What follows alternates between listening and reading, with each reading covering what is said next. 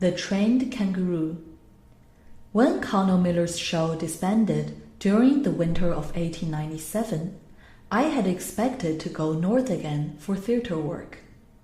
But one evening the boss stopped me as I came from the mess tent.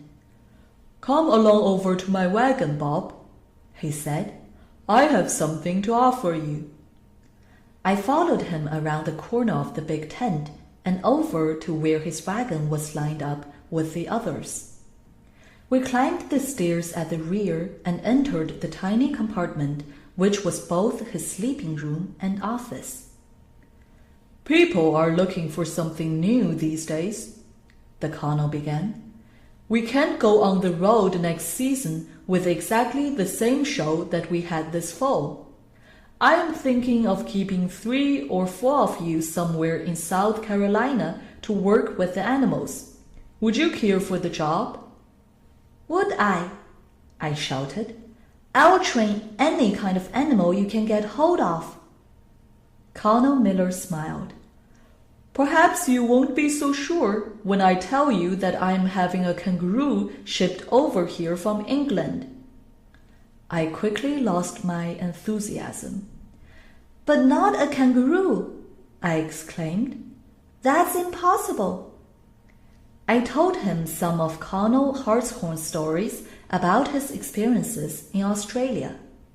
He said the kangaroos were the wildest animals he had ever seen. It was difficult for him even to get within gunshot of them.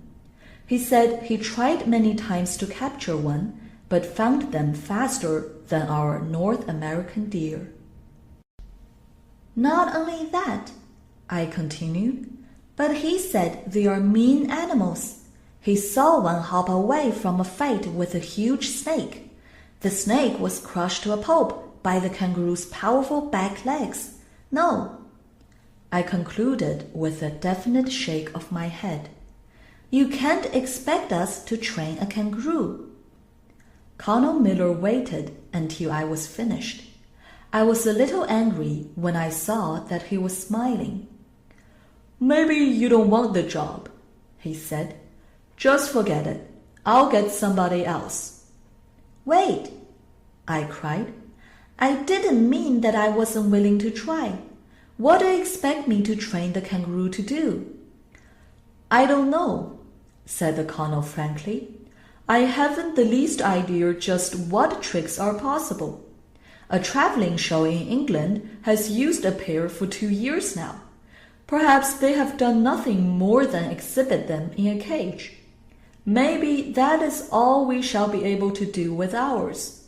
But I have a feeling they can be trained for an act. You can go down to Charleston with the others, and I'll have the kangaroo shipped there as soon as he arrives in New York. You can work with him and find out what he will be able to do."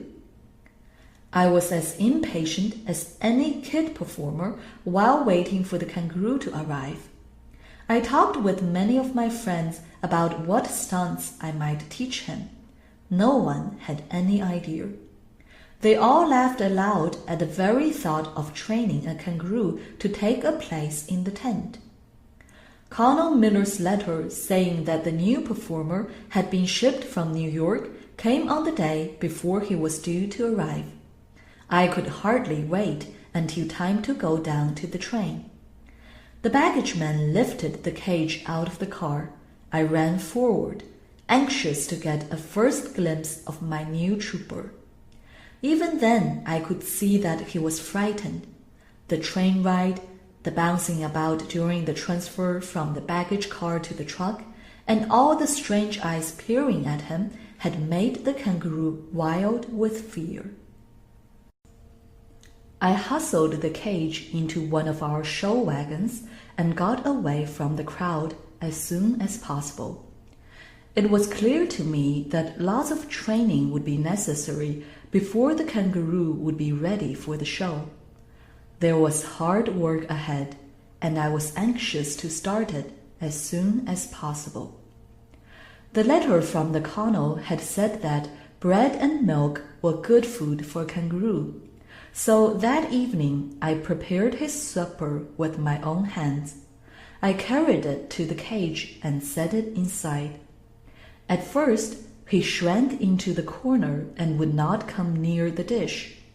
When I kept talking in a soft and soothing voice, he began to edge nearer and nearer. He ate his supper while I stood outside the cage, only 2 feet away. For the next 3 days, I did most of my training when it was time for the kangaroo to eat. It took only a single day to teach him to come quickly for his meal when I put it into the cage. On the second afternoon, I was able to reach out my hand and touch him. Time after time, he scampered away as soon as he felt my hand on him. At last, however, he stayed to eat his supper while I petted him and talked softly to him. Those of us who were in the camp had many arguments about the name for the kangaroo. Somebody suggested Aussie because he came from Australia. I thought such a name was too hard for children to say and understand. In the end, he was named by a small boy from Charleston who happened to be on the lot during the kangaroo's first adventure out of his cage. We had erected a corral in which to do the training. We carried the cage into this while the kangaroo was still inside. Then we opened the door. Only those who have watched a rabbit hop can appreciate how strange the gait of a kangaroo is. We all laughed whenever he took a jump. The small boy who was peering through the fence was carried away with enthusiasm. "Say, isn't he a bouncer?" he exclaimed. The word kept coming back.